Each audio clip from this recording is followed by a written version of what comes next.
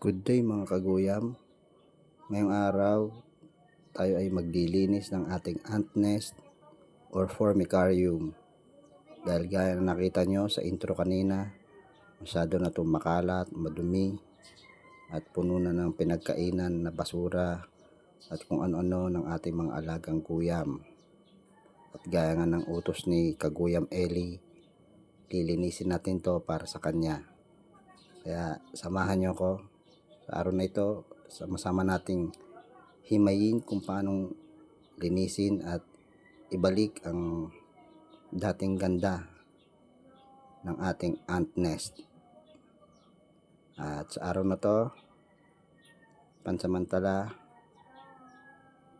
ay lilipat muna natin dito sa ating lumang aquarium, bakanting aquarium ang ating mga langgam. Yan. Diyan muna natin sila ilalagay para habang nililinis natin ay malaya pa rin silang makapag lakad-lakad, pumasyal. Yan. At kailangan lang natin ay yung ating tweezers na pangkuha ng ating mga kailangan linisin, pantanggal ng mga kalat, pati ng mga accessories ng ating ant nest.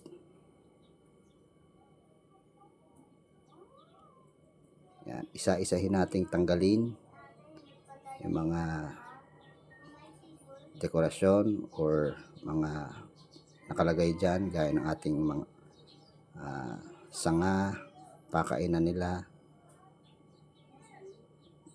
Then tsaka natin sisimulang isa-isahin tanggalin ang mga basura or kalat nila galing sa kanilang mga pinagkainan, sa mga exoskeleton ng ating mga pinakain na insect para sa ating mga alaga.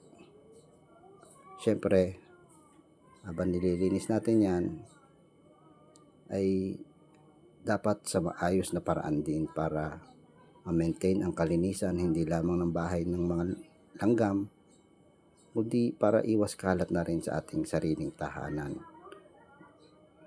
Yan, ang ating mga exoskeleton na napaka dami na galing sa ibang insektong ating binigay para pagkain nila.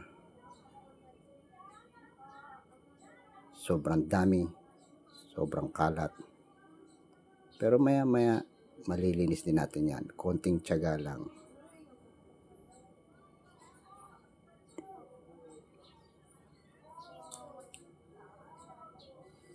Yan. So hindi natin matanggal agad lahat, pero gagawa natin ng paraan yan. Pero bago lahat, tanggalin muna natin yung ating mga langgam. Gamitan natin ng cotton swabs or cotton buds para isa-isa natin mailipat. At sa mga magtataka dyan, huwag kayong mag-alala. Queenless ang ating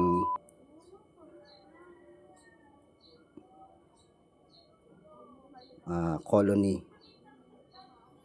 Kaya huwag kayong mag-alala kung bakit ganyan ang ating ginagawa. Pero dun sa mga meron dyang queen, baka naman. Yan, isa-isay natin. At ilipat muna natin lahat sila sa aquarium na ating paglalagyan sa kanila pansamantala. A few moments later. Muli, inuulit ko, walang queen ang colony na yan. Kaya wala kayong dapat ipag-alala o ikabahala. Walang eggs or larva na pwede ma-damage. Yan, ngayon nalipat na natin sila sa aquarium lahat. Ngayon naman ay tatanggalin natin yung bawat layer ng formicarium or ng ant nest para totally matanggal natin lahat ng dumi. Kukuskusin natin lahat, tataktak Ilalagay sa isang lalagyan para masinop, iwas kalat,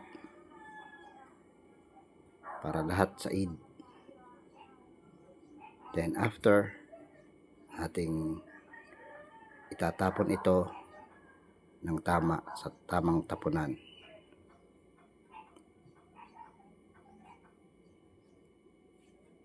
Yan. Tapos niyan, hugasan na natin. Yan. After natin mahugasan, bilad muna natin to sa labas, sa sikat ng araw. Wala tayong ginamit na sabon or anything. Tubig lang. 2 hours later. And after 2 hours ng pagpapatuyo, ito na.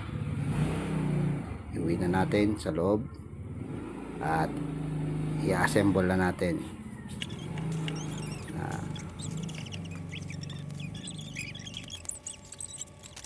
Yan. Balik natin kung paano natin siyang kinuha. Then lagyan ulit natin ng konting lupa. Ayusin natin gamit ng cotton swabs, then konting moisture para ayos ang lahat para sa ating mga langgam na ilalagay. Then huwag natin kalimutang ibalik ang tornilyo, ilak natin maigi para hindi sila makawala or hindi matapon ang ating lupa na nilagay. Secure natin maigi para sure na hindi na sila makakawala dyan sa mga pagitan ng ilang ant nest na yan.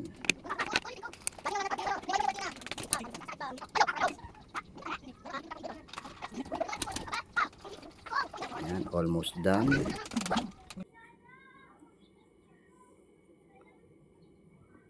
Yun, may nakawala nga pala.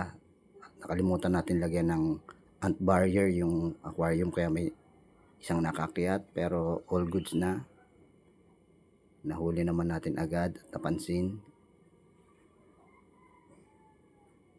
Balik na lang natin ulit yung ating mga tinanggal na decorations, accessories para sa aesthetic design ng ating ant nest.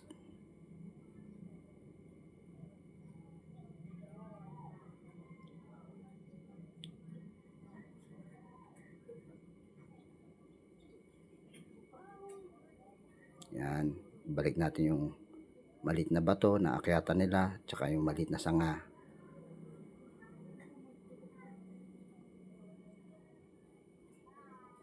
After nyan, yung ating mga langgam naman, syempre, babalik na ulit natin. Yawn. Yan na sila.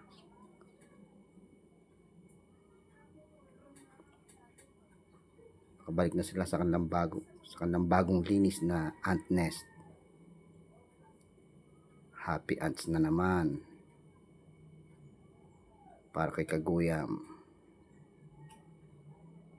Please nga pala, don't forget to follow, like and share. Subscribe din sa channel na to ni Kaguyam Brothers. Lagi natin tatandaan, basta guyam, good yan. Bye-bye.